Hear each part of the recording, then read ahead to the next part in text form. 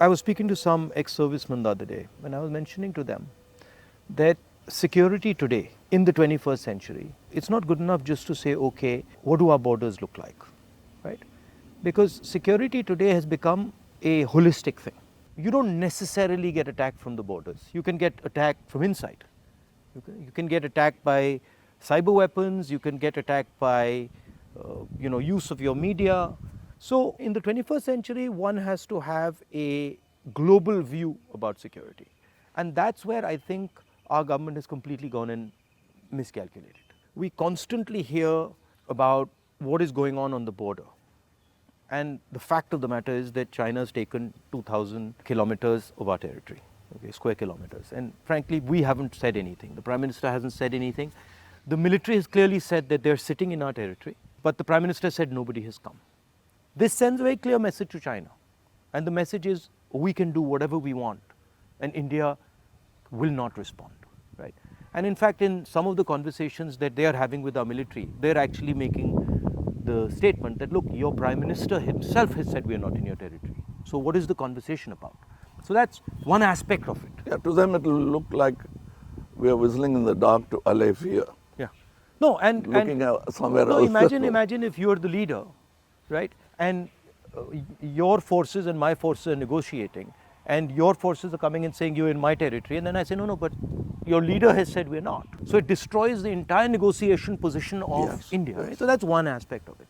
The second aspect of it is how conflict has been transformed. And conflict has been transformed because earlier you fought on a border, now you fight everywhere, right? So you fight by shutting down power stations, you can fight by attacking the railway system, you can fight by militarily attacking, you can And fight. the oldest trick is to Yeah. contaminate border. Yeah, so you can do that. So the single most important thing in the 21st century is that a country has internal cohesion, that there's harmony in the country, that people are not fighting, that there's peace in the country, and the country has a vision. The point is not going to war, right? The point is being in a position where you cannot be attacked. And there's a link between a weak economy, a confused nation without vision, hatred and anger, and the Chinese sitting in our territory. Because they know that we are dealing with internal matters, internal confusion, an internal lack of harmony, and so they can just go in and do whatever they want. So that's one element of the problem. The other huge element of the problem is what has happened in Ukraine, right? And essentially what the Russians have done in Ukraine is they've said, look, we will not accept that the Ukrainians have a strong relationship with the West. And they've basically told the Ukrainians, if you have a strong relationship with the West, we will alter your geography. And that is the exact same principle that can be applied in India. What the Chinese are saying to us is, be careful with what you're doing, because we will alter your geography. We will enter Ladakh, we will enter Arunachal, and what I can see is them building a platform for that type of an approach. So as an Indian person, I don't want to be somebody who's warmongering, but I'd like our country to be aware that there are real problems on the border, and those problems on the border are connected to what is going on inside our country. When Indian fights Indian, when the economy doesn't work, when there's joblessness, our external opponents can take advantage of that situation. Yeah, so because that's broadly it's an opportune moment Yeah. of distracted. Yeah. So one of the things that we've constantly telling our government is talk about it. If you don't want to talk to the media, at least talk to the opposition. We understand these things. We might be able to help you, advise you, bounce ideas off us, but they just don't listen. So it's the approach that we understand everything. The other aspect of it, which you touched on, is that frankly there's no one who can compete with China. I do not believe that on production, on as far as the economics is concerned, I do not believe that the West can take on the Chinese.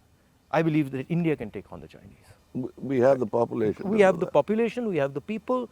What do you need to take on the Chinese? You need a young population, you need large numbers of people, you need a large educated base. Compared to China, our population is younger. Exactly, right? And if you see the West, right, and this might be a bit controversial, but they've got too much. They're flabby. They're living in opulence. They live on. They and live they are outsourced. and they outsource, right? Whereas our people, they know what a struggle is. They understand difficulty. So I think, as an Indian person, I see a huge opportunity for India to become, like China, the producer of the world, right? And of course, the West has a space which is high-end manufacturing, high technology, etc., which they're very good at. They'll dominate, and we should try and challenge them on that. But I do not think they can compete with China on the large-scale manufacturing, blue-collar work. And I think that's the tragedy, that we are walking on these streets. You walked with us, and all our children are saying we are unemployed, when in fact we could have huge amounts of employment through our agricultural system, through sort of manufacturing. The constant neglect of agriculture is disgruntled many Tamilians.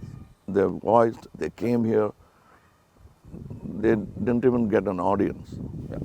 India has skills, and it has skills everywhere, right? I always say that the next Satyagraha is the skill set development for India. Right. Because making thousands of lawyers who won't get a job, thousands of engineers Exactly. who won't find a job. Instead, if you develop their skills, they can have their degree but pursue their passion. Instead of me talking about other subjects generally, let me talk about where I come from, the film industry. But the number of training facilities, 200 jobs in a film, and there's no ITI for that. So what it is, right, is actually a disrespect of skills. You will not respect the person's skill and then say, okay, as the nation, how do we empower this person's skills? So I gave you the example of Bellary, right, which is the jeans capital of India.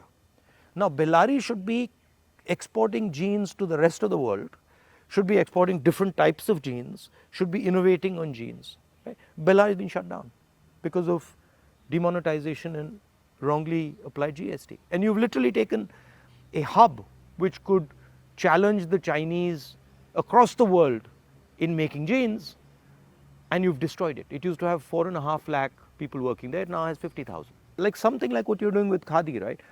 I mean, who would know that that's a Khadi jacket? Nobody. Right? More than the publicity of it, the reach of it. Exactly. And Americans are loving it. And then you got the history of Khadi, right? Because if you start to say, well, this is Khadi from the Indian freedom movement, this is made by Yes. Indian people by hand, this is what fought a superpower, you can make a beautiful story out of it. Yes. And it's not done in a modern factory. Yeah. It's done by people sitting in villages and handmade. Exactly. You know, I'm very happy and honored to be sort of partnering with these people who've been neglected. They're almost on the verge of closing down and going back, thanks to GST. So how many people now are working there? We have started, we have not started a full-fledged tailoring system because we only have 12 outlets and we can supply with a number of tailors. But the number of weavers are many. Right. They are in Telangana, Karimnagar. We are sourcing it. We are going even to Kutch and other places so that we can bring India together. So that's it was very nice. It was very nice of you to come, I must say.